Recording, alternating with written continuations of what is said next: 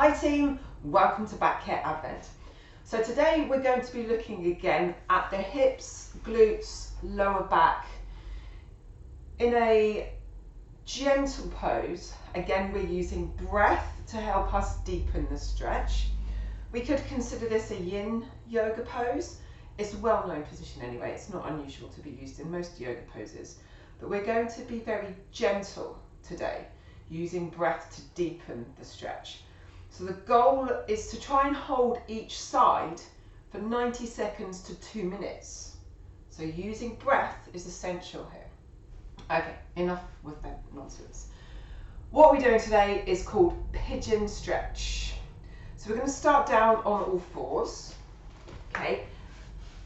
If you have problems with your hips or knees, you can do this in an elevated position where you go from standing and put your leg on something high, like a sofa, a kitchen counter, anything like that. But for today's purposes, we're going to do it on the floor. So we start on all fours. Okay, relax, take some breaths here. Okay. So to get into the position, what we're going to do is bring one knee in between our hands. Okay, then straighten the other leg out behind you. Sometimes this is enough, and that's absolutely great. If you want a bit more, take that foot that you've just brought forwards and rotate it away from you. Now the key here is to try and keep your hips square, so your pelvis facing down to the floor. We're not concentrating on dropping into that glute there because it removes the stretch entirely. We want to keep ourselves in a specific activating position. If you can't lengthen the back leg and you need to go from here because it feels super tight through here, it's all good. It's all good. Okay? And then we're going to take some big breaths in through the nose, out through the mouth. And each time you exhale, the goal is to try and relax a little bit deeper into it. Now, if you're a bit more advanced, you'll be able to bring yourself down onto your forearms or even put your head flat.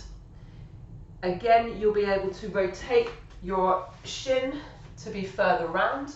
There are lots of different ways to increase this stretch. But for now, just relax. As I said before, 90 seconds to 2 minutes before we even consider what we're going to do next. Breathe. And each time you exhale, you'll notice your shoulders relax, your hips relax, everything just sort of sinks into itself, which is brilliant.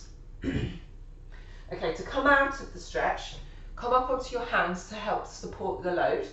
Bring your foot back around so that the stretch comes off gently, and then you can ease yourself around here.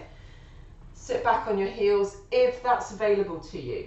If you can't do that, it's fine, whatever you need to do, but it's important that we move and mobilize those hips and things, so side to side movement, cat cow, whatever it is you need to do.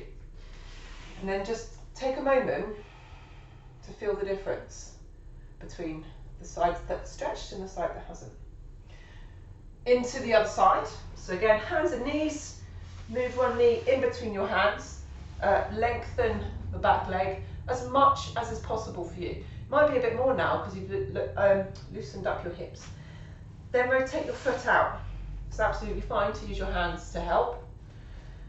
And then try and keep your hips square. Remember, we're not sinking into it here. This is not pigeon, this is nothing. This is just sitting in a funky position. Be active and pay attention to what you're feeling. Breathe.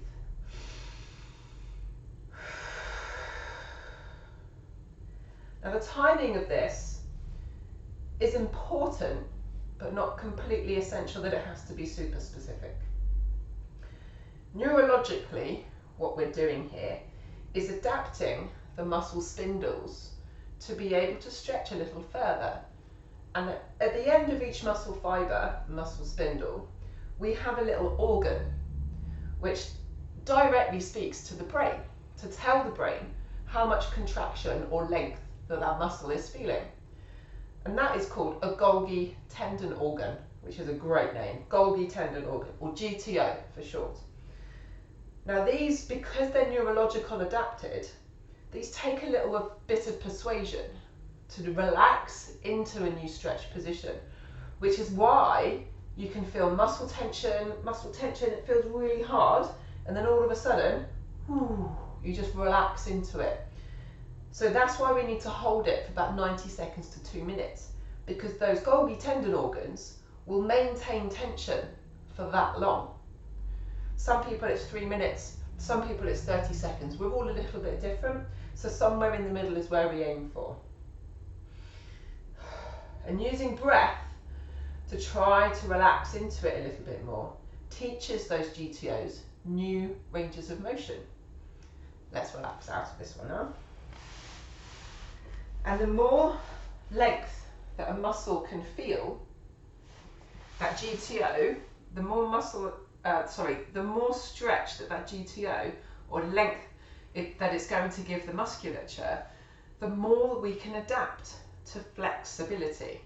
But remember, at all times, our muscles need a certain amount of contraction or tension, so we never want to have complete floppy lengthened muscles at all times.